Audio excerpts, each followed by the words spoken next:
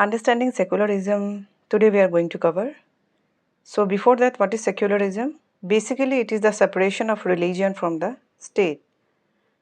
And why do we need? That is to ensure freedom to practice any religion, right? So this is secularism.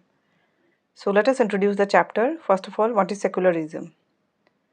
So secularism is the principle that the state does not favor or promote any religion. So state does not favor or promote any religion. It ensures equality of all religion before the law and protects the freedom of individuals. Okay, so in the eyes of this one state, all the religions are equal and it protects the freedom of individual to follow the religion of their choice or to follow none at all. So that is secularism. It means no official religion will be there and people are free to practice any religion of their choice, or if they don't want to follow, that is also their choice. So in a secular country, the government does not promote any one religion and people are free to practice their religion and all religions are treated equally and fairly. And India is such a secular country where government does not promote any one religion and here people are also free to practice their religion. And all religions are treated equally and fairly, right? Now, why do we need secularism? That is in India. India is a multi-religious country. It means you will find a lot of people are following different type of this religions, right? So their religions are different basically. It is home to many religions like the Hinduism, Islam, Christianity, Sikhism, Buddhism and Jainism. In such a country, secularism is essential for the peaceful coexistence of all the community. Since different religion people are living together in India, so peaceful coexistence of all this community is very much needed. That's why secularism is essential in India.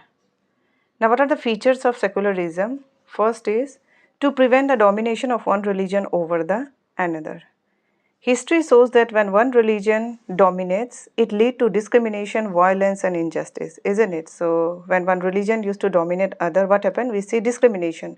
Sometimes violence are also there and injustice is just obvious, isn't it?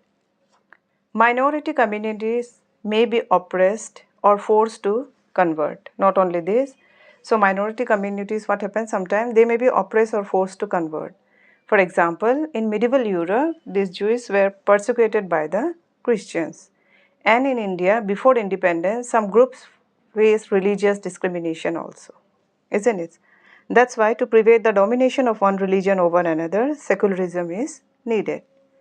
Next, to protect the right of religious minorities. Minorities need protection from the pressure of the majority. And secularism ensures equality and freedom of expression for all religion groups. So sometimes we see minorities are also have been suppressed in the name of religion. So that's why it needs protection also from the pressure of the majority. So here secularism used to just protect the rights of the religious minority. Third, to ensure freedom of individual. Now, if secularism is there, then the freedom of individual is there. Every individual must be free to choose or change or reject any religion.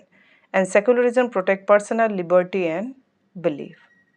So, these are the three important features of secularism, that is, to prevent the domination of one religion over another, to protect the rights of religious minorities, and third, to ensure freedom of individual, right? So, this is the features. Now next, what is Indian secularism? Let us see how secularism is there in India.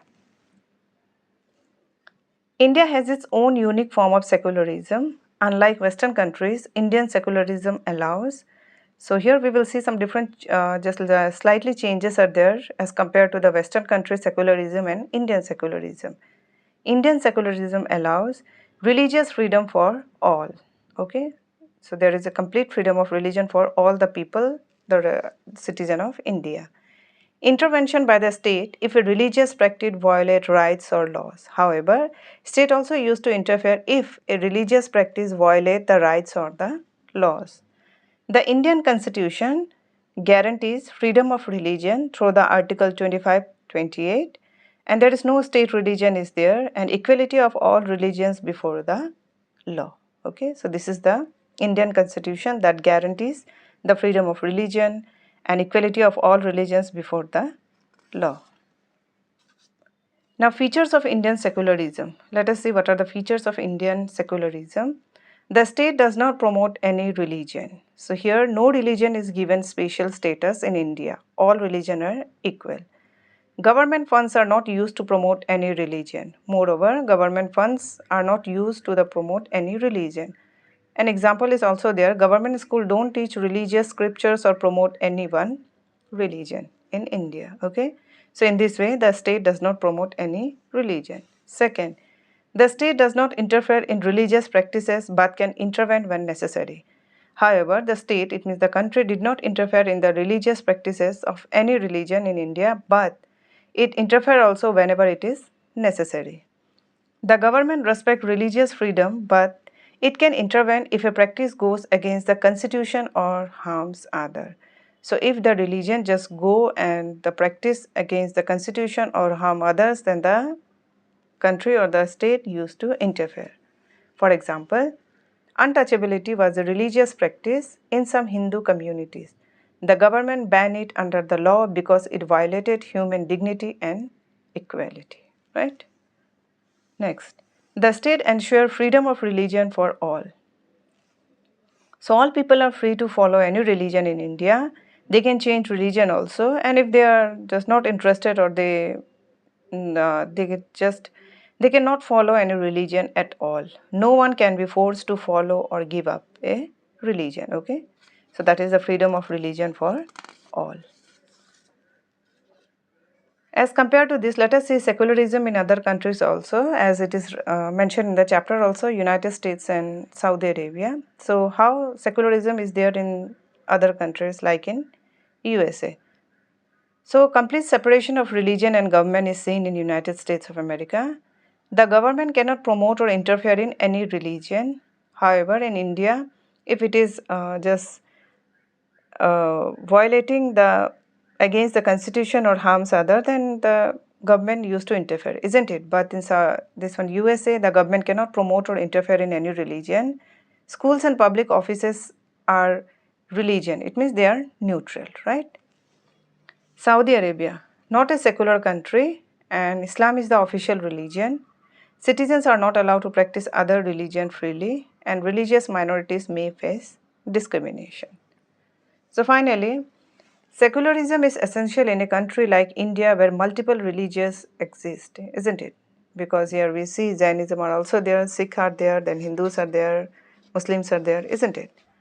It protects the right of individual and ensure peaceful coexistence among all communities. By separating religion from the government and treating all religions equally, secularism upholds the values of justice, liberty and equality. So in this way, it protects all individuals regardless of religion. Moreover, that is secularism promote equality, freedom and democracy, isn't it? So this is a secularism that is to protect right of religious minority and to just prevent domination by one religion. We need secularism also. Okay.